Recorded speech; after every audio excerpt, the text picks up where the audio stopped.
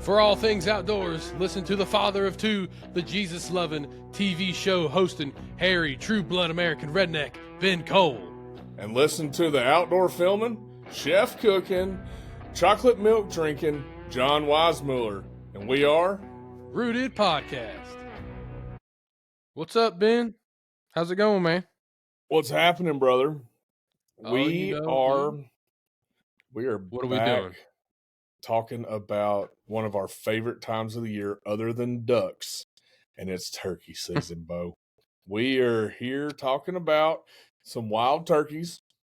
We're going to go through some different turkey calls, some different calling techniques, when to call, and why you should or should not call in some circumstances.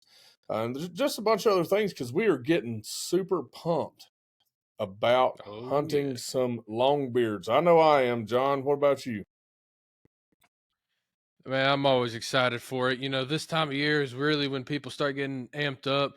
You know, deer season is pretty much over in all the country except for Alabama. Alabama's still hanging in there tight, but you know, deer season's ending.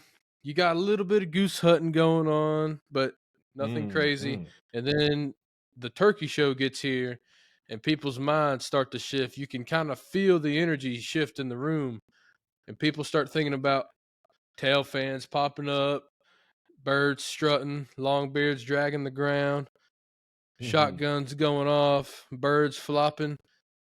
It's an exciting time of year, and it's personally my favorite time of the year. And man, I've just loved turkey hunting. Always have, always will, and I'm really excited to dive in and talk about it. And yeah, man, let's just get into it. Yeah, let's get started with some turkey call basics. So, when I say basics, I'm Sure. talking about the essentials for what you need to effectively Okay. kill a longbeard, right? So, Okay. and what we're doing here is something totally crazy, right? So in nature, the tom is strutting and the hen goes to the tom. What we're trying to do is bring that tom to the hen, which goes against everything that turkey knows and does. I mean, that dude puts on a huge show, strutting, gobbling, drumming, spitting. I mean, really puts on a song and dance for those hens, and we're making him come to us. So, John, let's dive Okay. in. Yep. Tell me what call is the easiest to start with for somebody that may be just getting started in to turkey hunting. What is the easiest to learn, and what are some basic call combinations they can do? All right. So there's a lot that goes into that, right? First things first, exactly what you said. Okay. You're trying to reverse nature. Not an easy thing to do. You're trying to get that tom to come to you. And that tom's trying to get you to come to it.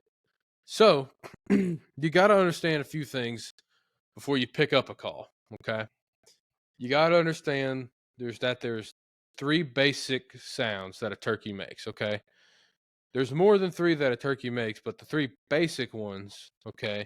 You got the yelp, the cluck, and the purr. Okay. So knowing that, we need to understand what they mean. What is a turkey saying? Okay, when they yelp, when they cluck, when they purr. Okay.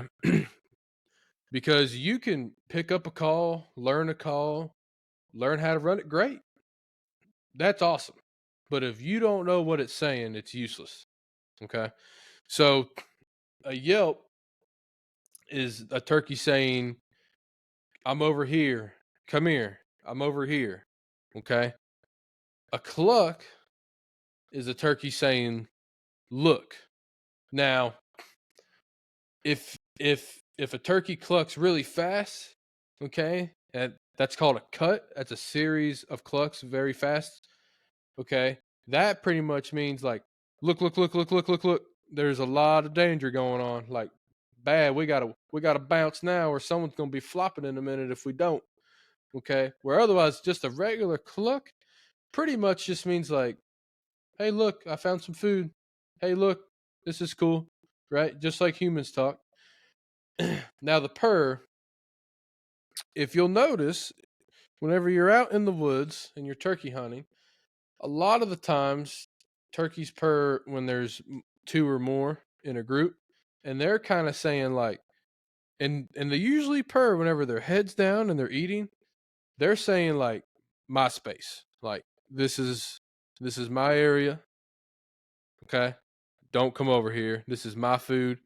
And animals, right? Turkeys, being the animals that they are like, no, I'm gonna come over there and eat your food because you told me not to. So that's just that.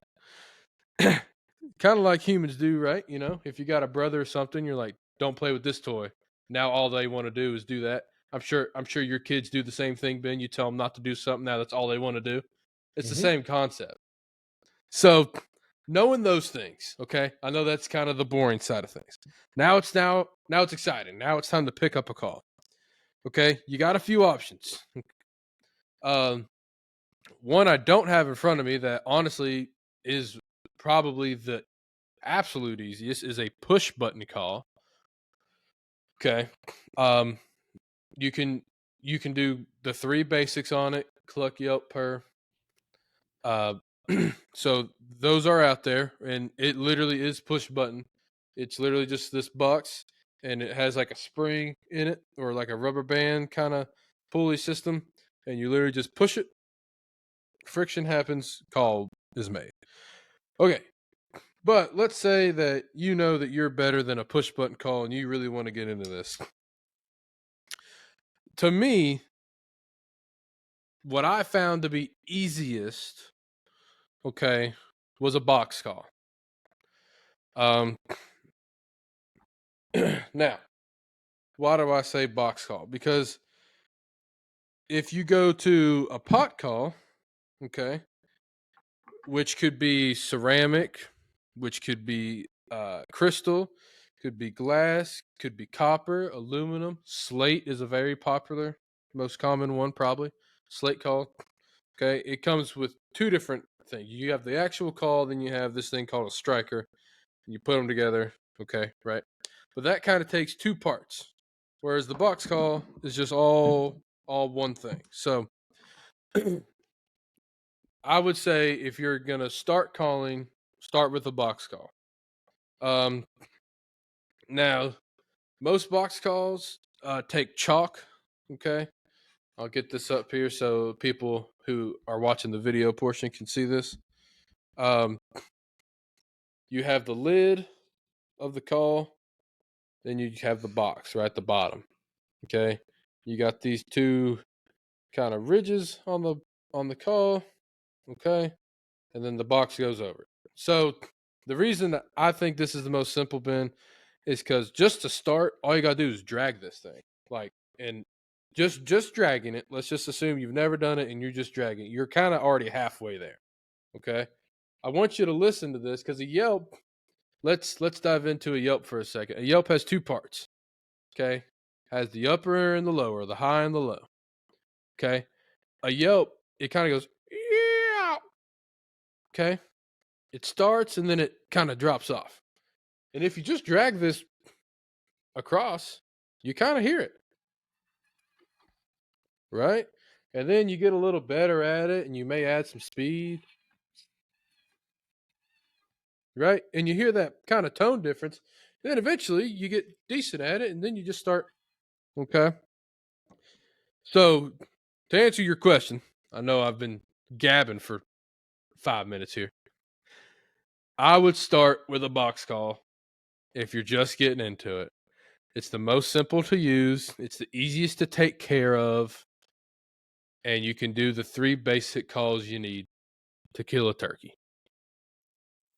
Excellent. So the box call is where you started. I started on a pot call, slate call, and I don't have one right here in front of me, but let's Yeah, talk I've got about one. how a turkey actually sounds, though, because every turkey is different in its own right.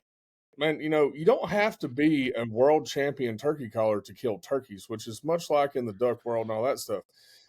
All that is showing a panel of judges that you can manipulate and control that call to its fullest abilities.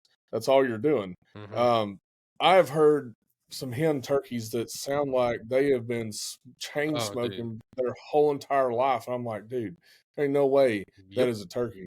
But it is. It absolutely Oh yeah. is a hen on the other ridge making all that racket. And I'm just like, boy, oh boy. Man, we Oh thinking too yeah. I've much had about that all happen, this. man. And she's got every Yeah. time in the Yeah. county with her. It's like, oh, look at this old girl. Oh yeah. Woohoo. Oh That's what yeah. I'm talking about. It's Thing's crazy. great. Man, it's just, I've had it I happen want before. people to Yeah. understand that you don't have to make every single call perfect. You don't. The one you want to Mm, stay away from is the putt. You don't want to putt because that is their danger call. Like, hey, there's danger over here. See you later. We're out. We don't want to do that. That's the one you want to stay away from. right. And, you know, but other than that, man, it's really not that difficult to kill a turkey as far as the calling aspect goes because it does not have to be perfect. The difficult part comes in is when they decide to be true Easterns and don't respond. They either go lockjaw, fly out, they gobble their heads off on the roost because they know ain't nobody going to Mhm. get them there. And then as soon as their Yep. feet touch the ground, silence. Because they've already got their hens with them. Yep. Typically, is why would they gobble? They don't have to. They have all the hens with them. So when a turkey is gobbling, what it's doing is saying, "Hey, look at me. I'm over here strutting. You should come over here, and we should make eggs. We should breed." And that's what he's trying to do is get a mate, and he's trying to breed all these different hens. Well, that's what the gobble is for, is to tell all the hens, hey, here I am. And it's a communication between the hen and the longbeard that goes on. And that's what we're Hmm. trying to replicate is that All communication they're doing between is the hen talking. and the longbeard. So you don't have to be perfect on your turkey calling. Just give it your best effort. The main point in turkey hunting is concealment, number one, no aggressive movements, and just kind of knowing your birds, knowing the terrain, knowing your land, and getting out there and scouting. But we'll talk about that on another episode. Uh, just touching on the point of you don't have to be a phenomenal turkey caller to kill birds. You just don't have to be. No, I mean that's a great point because I think a lot of people get caught up in calling too much. Dude, Mm-hmm. I have killed a lot of my birds, including this one behind me, by calling a little bit and then just shut up. Because Mm-hmm. listen, it's a turkey, folks. It has a head like the size of my fist or smaller. The brain's not that big. Okay, I'm not saying that they're really stupid, but they're turkeys. Okay, we're humans. Let's just think about this for a second. Okay, if you most times, right? If you're talking to somebody, okay, and then let's say you're talking to 10 people, 9 people are all up in your business wanting to talk to you, and that one is kind of talking to you, but not really, 1 foot in, 1 foot out. That's the person you want to talk to more because you're like, well, why aren't you talking to me? What's what's going on here? Turkeys are the same way. If you talk a little love, you're like, hey baby, come on over. And then you just hush. That that old Tom's like, well, what's wrong with me? Why doesn't I'm gonna go over there and see what the heck who does this lady think she is? Talking like that to me and then just gonna not talk to me. I ain't playing that game. And then they come over and well, it's us on the other end.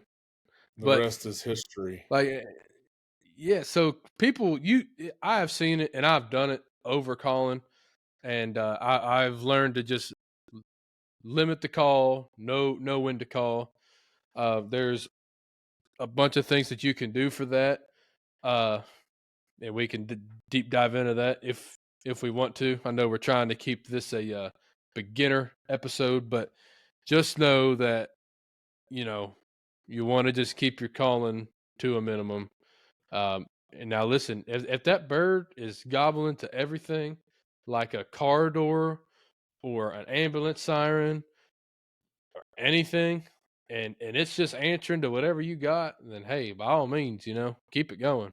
Like But all them Rios down in Texas we killed. Well, we couldn't get that one away even after we killed his two buddies. He still hanging out trying oh to my strut at god, them decoys. I was like, dude, you are dancing on the door of death and you may want to just walk on before I change my mind. Yeah, exactly. I mean, Exactly. good I mean, grief, some man. birds just do it right, man. Some birds just plain out do it right. That particular hunt, but it was kind of the same thing, right? Like we went out, we located them. We'll talk about Mhm. that in a minute. But we went Yep. out, we located them, we sat down. On this hunt, we actually had decoys, Yep. and anyway, called a little, they gobbled, and we saw them, right? So that's another huge thing. Like, if you see the bird coming, you just hush. He's coming. You don't need to Mhm. do any more convincing.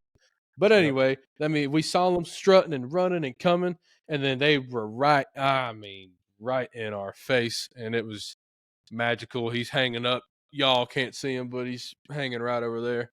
But I mean, it's just awesome, awesome. God, I love it, dude.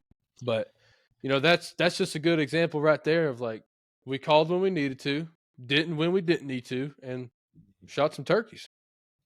Man, I got a couple of hacks for all the beginners out there. So, the first hack that I have learned is if you just do some simple yelps and purr. So if you know that there's birds in your area, pretty close to where you're hunting, you can yelp if they're not responding. You may have to deer hunt them, which I don't like doing. I like to run and gun and chase them and find them, but man, there's sometimes you can't because if they're not gobbling, you don't know where they are.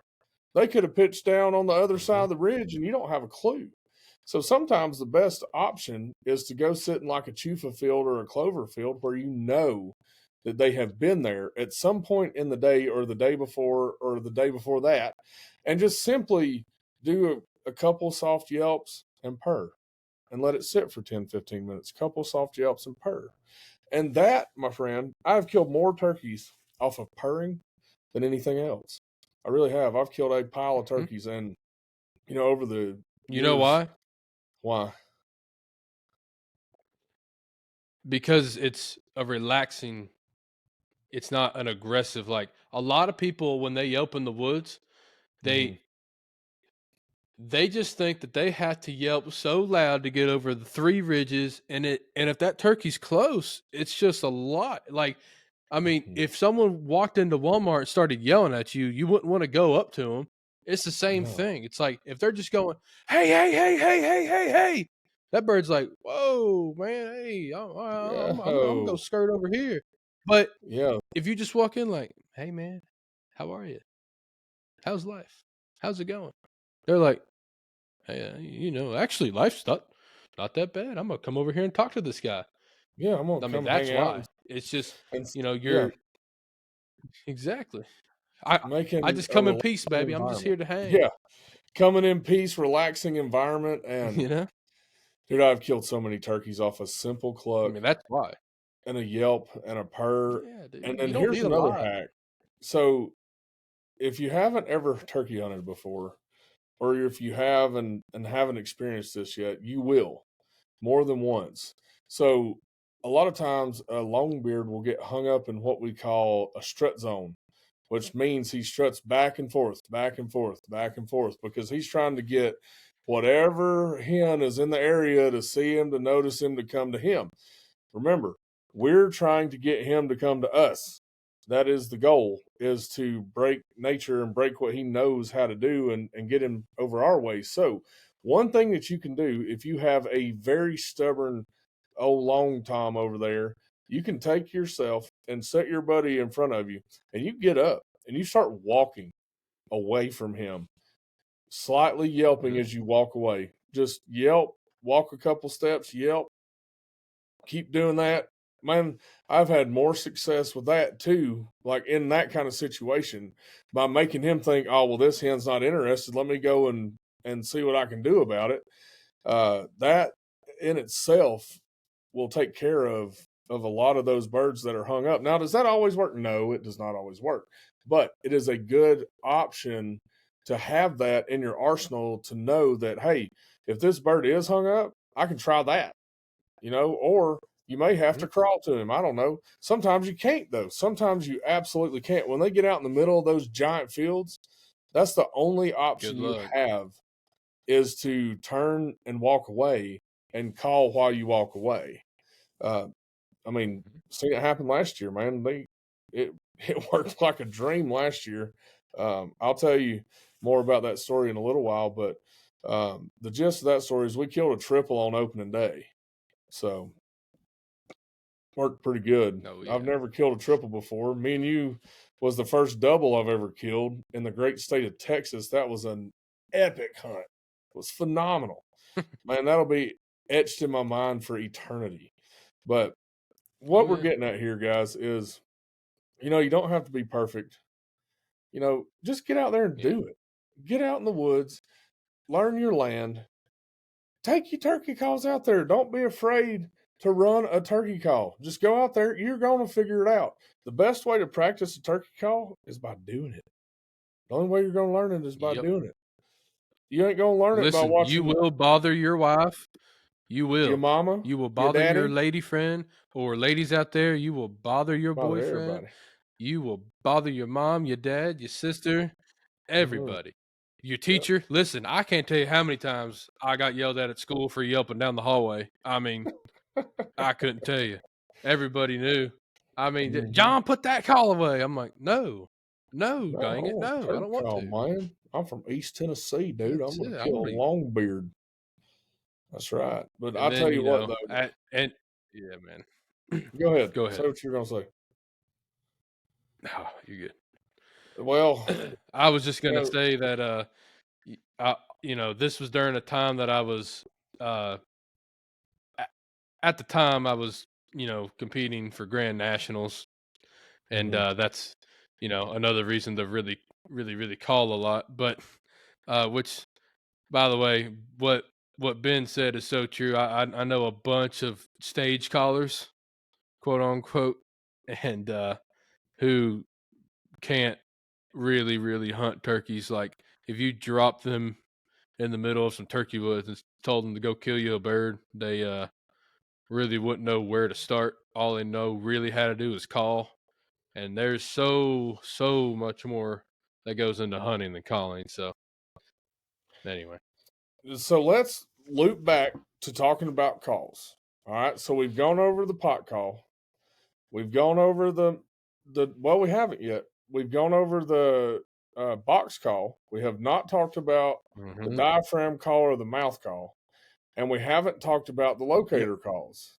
So let's Yeah, talk let's do it. about the diaphragm call real quick, and let's kind of run through what that sounds like. I know you have a diaphragm there, so give us a little sound Yeah, file man. of what that is like.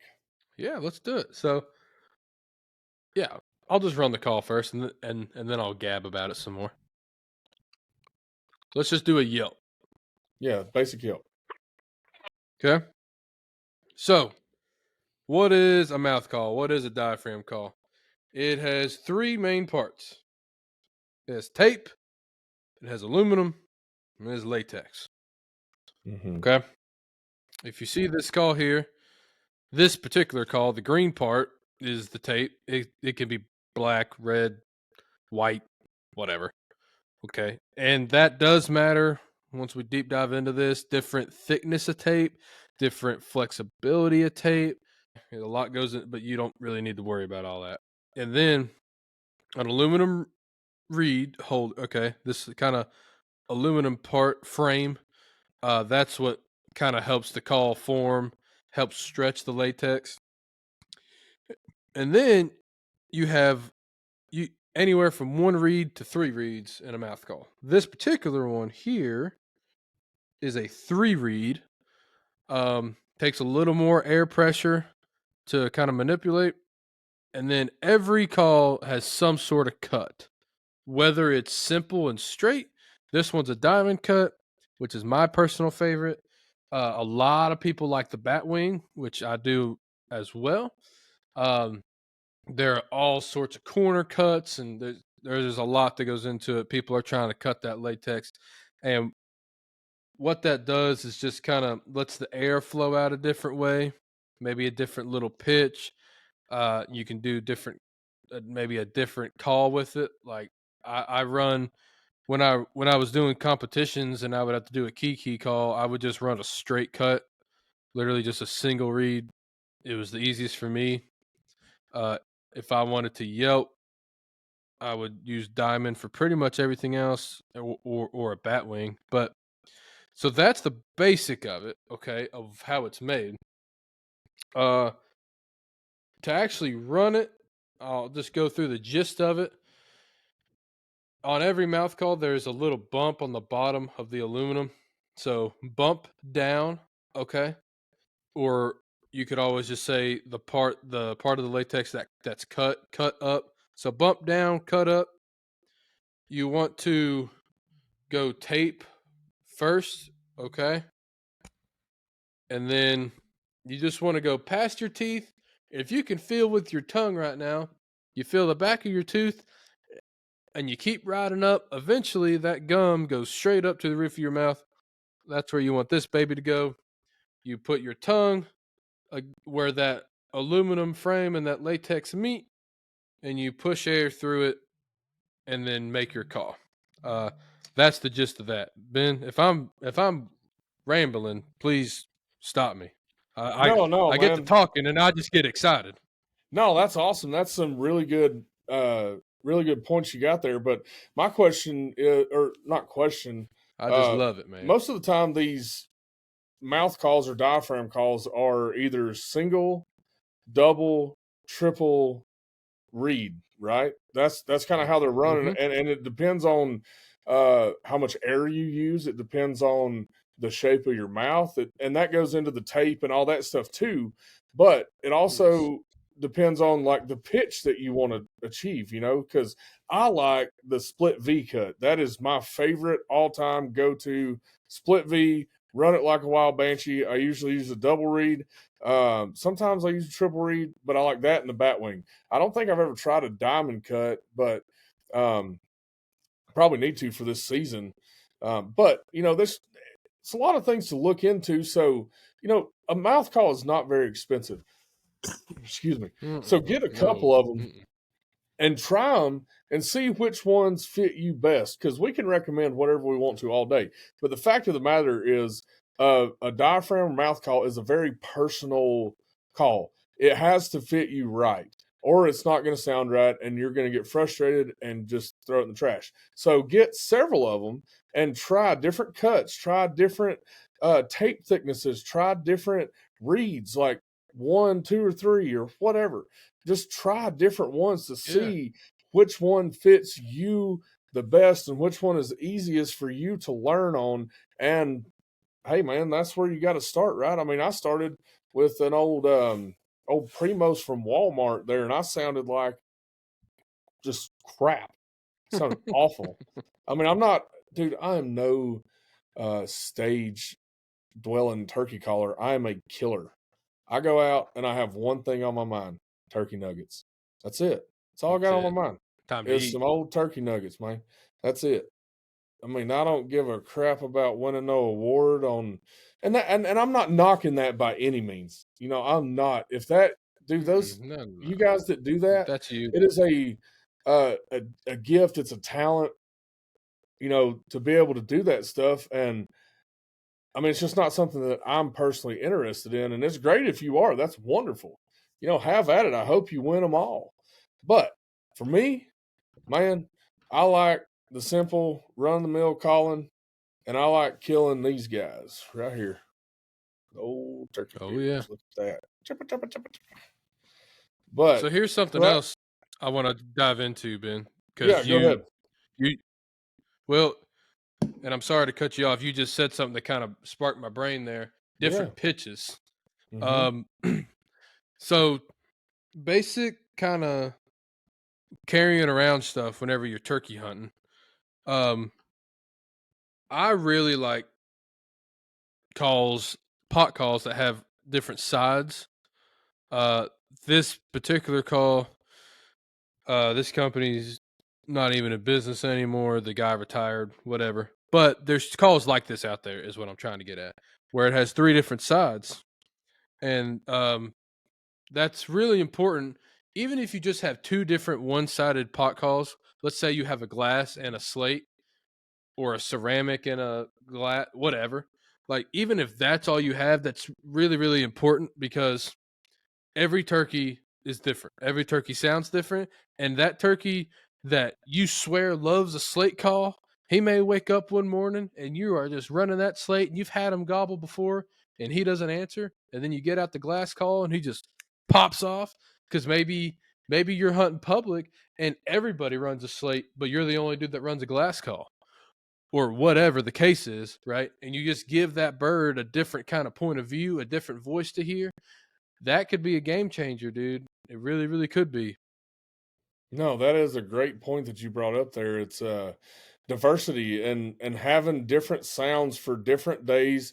You know, sometimes, man, they just like the way it hits their ear a little bit different when you use a glass call or a ceramic call or a mouth call, or on the windy days, Right, man, I whatever. love a box call because I can get loud on Mhm. them windy days if I need to. Mm. Um, Cuts through it, absolutely. yeah, yeah, man. So, you know, that's kind of what my point is you just got to get out there and try it. You got to dive in. Don't be afraid. You know, if somebody makes fun of you, who cares? You know, because one of the Yeah, days you're just going to do end it. up with that bird in the back of your truck, and they're going to be like, "Well, dang, man, we should have been hunting with you all along." You know, but it just takes getting out there Oh, and yeah. doing it. Are we always successful taking turkeys? No, absolutely Mm-mm. not. Man, last year there was one day in particular, I walked about 12 miles or so, didn't kill a bird. This one old Tom, man, he is old as the hills, and it seems like he is untouchable. We tried everything in the book, and everybody has for the last 3 years. Nobody can kill him, and I didn't kill him. And he's still there. Nobody killed him last year. He's still chilling unless he died. I don't know. I don't know if he died or not, but We're killing for that bird. I love stories dude, like that, man.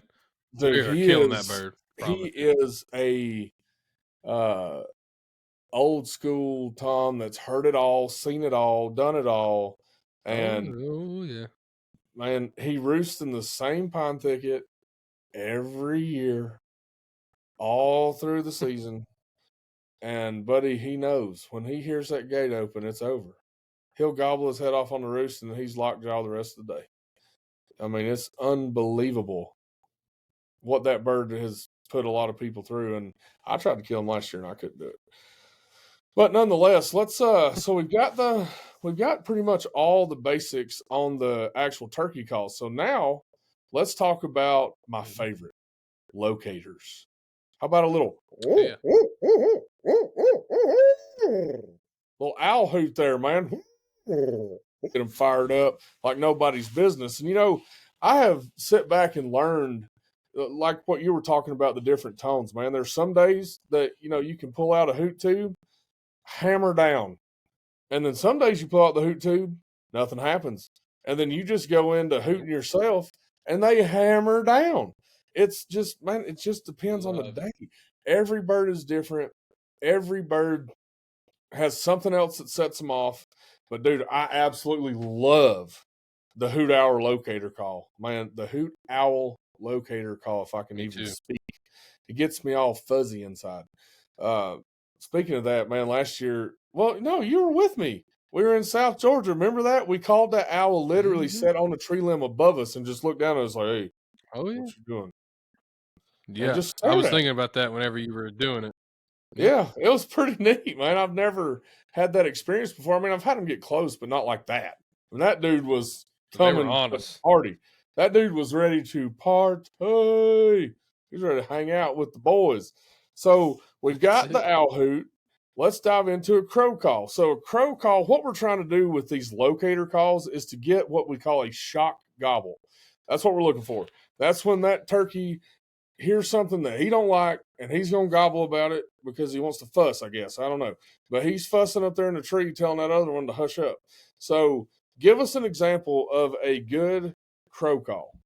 So the basics of a shock gobble: loud, disruptive, and they don't see it coming. Hence the word shock. They're shocked, right?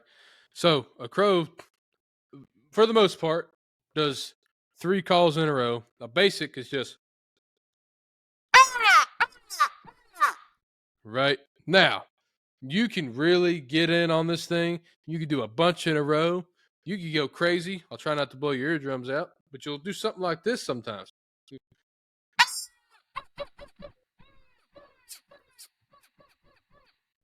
right? Kind of a little hard at the beginning, then normal, then maybe a little soft, and back to loud again. Um, so you can really do a lot with the crow call, and crow crow's pretty effective because it's a pretty common bird in most areas, so it doesn't really spook them too often. Yeah, no, that's right, man. I have used the crow call quite a few times, and there's some other locators out there, but man, it seems like from what I have gathered that the crows always follow around the turkeys and just pester the fire out of them in the spring. It's probably not true, but that just seems to I be mean, what yeah, I've what they're seen it. doing. Yeah, It just seems like they're just aggravating the fire out of them. It's just kind of funny to yeah, watch them do that, cackle back and forth and mess with each other, and try to eat in the same field, and it's just really fun to watch them interact together, and especially when you got old Longbeard in there gobbling his head off at them. yeah. Because that's the other thing. Listen, if a real crow is making a turkey gobble, I wouldn't say anything. I would just go to the bird, and if he keeps Yes. gobbling from the turkey or from the crow rather, then just hey, listen, just be thankful that you have a natural collar, and just go ahead and hunt and shoot that Hmm. bird. That And see, bird will that's never know you're there. that's a really good point that I'm glad you brought up, because if the bird's already gobbling, you don't have to call necessarily if you're trying to get to him. You just need to go and get to the general vicinity of where he is. If he stops gobbling, okay, hit him with a quick yelp and something, but you don't have to call the whole way there, because what he may do is turn and come to you, and then you get busted because he rounds the corner same time you do, and you're not ready to shoot him. So a lot of times it's Yeah, really good to, when they're gobbling like that, just go that straight to the does happen. bird, get in the general vicinity, sit down, get ready, and then start calling. Like, strike him up one time before you sit down, and then just sit down, get ready, prepare yourself, have your gun ready, and go from there. But I think that is the a really good point that you made there about not calling when they're gobbling. There's no sense in it. Just go to them and then worry about the finesse and getting them to actually finish once you get into range of doing that kind of stuff, your finesse work, or just calling them in to say, hey, I'm over here, we're feeding around, having a good time, whatever. That is something that you need to think about next time you're out in the field, is that. So we've got the crow call, we've got the owl call. What about an old woodpecker? Those things seem to work too. Yeah, I've had a lot of car doors work too, especially in Texas, man. Those birds will gobble at anything. them birds are just dumb. Yeah, Rios, man. They're a Rio is a different breed of turkeys, guys. They are Oh man, until they decide to act like an Eastern. Uh, but most of the time, they are very, very vocal, and even if they're uh-huh. scared, they're still gobbling the whole time. It's unbelievable All how right, vocal those birds really are. It's pretty neat to see the way they interact with each other too. It's just wild to see that stuff. absolutely. Well, why You've don't got you hop on that woodpecker call? yeah. So most woodpecker calls like this that I'm holding. It's also a peacock call, or it's a peacock Mm. and a woodpecker. So I know what y'all are thinking. You're like, a peacock, really? I don't. There's no flipping peacocks in my woods. You're right. There's not. I believe you, but it still works. You know why? Because it's loud. It is disruptive, and they're not expecting it. Just like I said in the beginning. That's why the crow works. That's why the owl works. That's why the peacock works too. So the peacock's really, really loud. I'm really not gonna do that. I mean, dude, it's loud. Um, but woodpecker, very simple. I'm not saying any sort of sound or putting my tongue a certain way. I'm just blowing air and just